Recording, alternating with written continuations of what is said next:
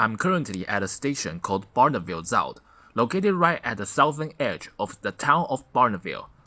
This station serves the route between Amersfoort and Wageningen. The line is officially known as the Valley Line, though it's often affectionately nicknamed the Kippen Line, and it carries the road number R34.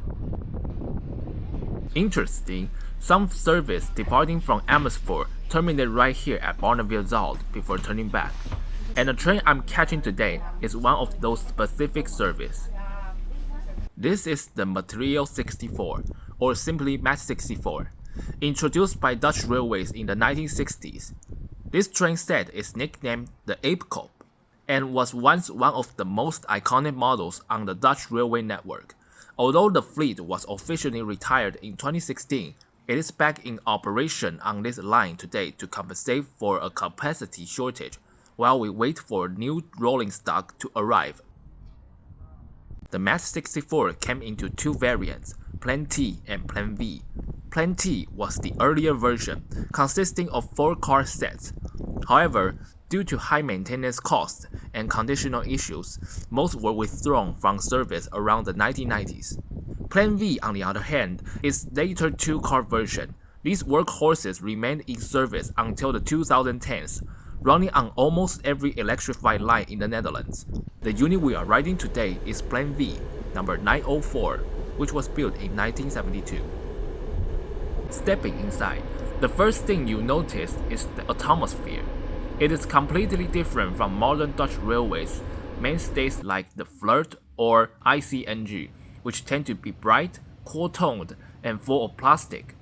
In contrast, the Mat 64 exudes a warm, substantial, and solid texture. What immediately catches your eye is the iconic green bench sitting in second class.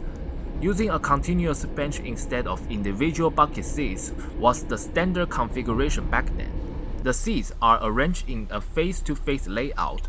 While they lack the ergonomic neck support of modern trains, the padding is incredibly thick.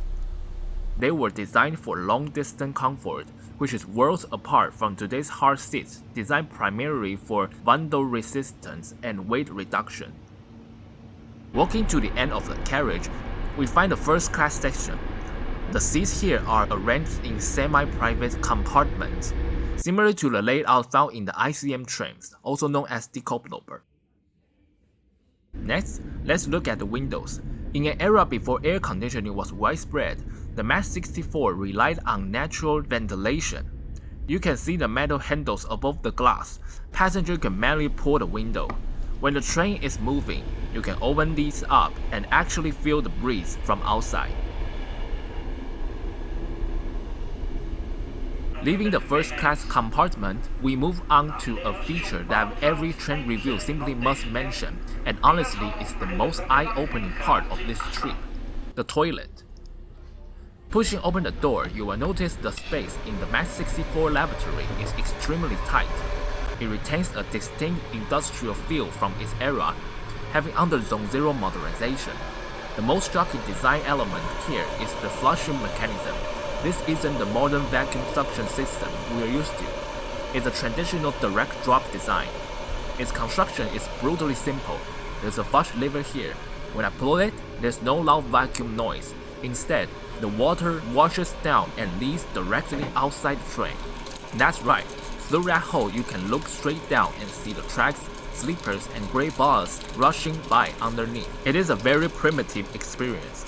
This explains why, in the old days, conductors would stop passengers from using the restroom while the train was stopped at the station. If you flush while stationary, the waste will drop right onto the tracks at the platform, a visual and obligatory nightmare for station staff and waiting passengers. While this direct discharge system was standard back then, strictly enforced environmental regulations today have made it a relic of history. Now, let's talk about speed. Although official data states the Mat 64 has a top operational speed of 140 km per hour, on this Valley Line branch, I measure our speed at around 130 km. Don't underestimate that number. For a train that's a half-century old, hitting 130 is actually an impressive performance.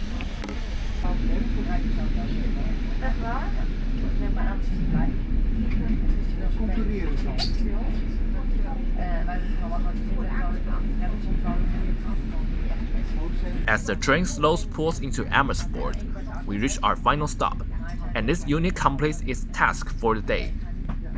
If you want to experience this ride yourself, take note. Currently, the Max 64 only operates during weekday morning peak hours. This is exactly why in my previous video introducing Amersfoort, I mentioned having to arrive so early. As for why I'm here so early, stay tuned. I'll reveal the reason in the future video. Once the new rolling stock is fully delivered, this train will likely face retirement once again. But will it truly mark the end of the era? Who knows?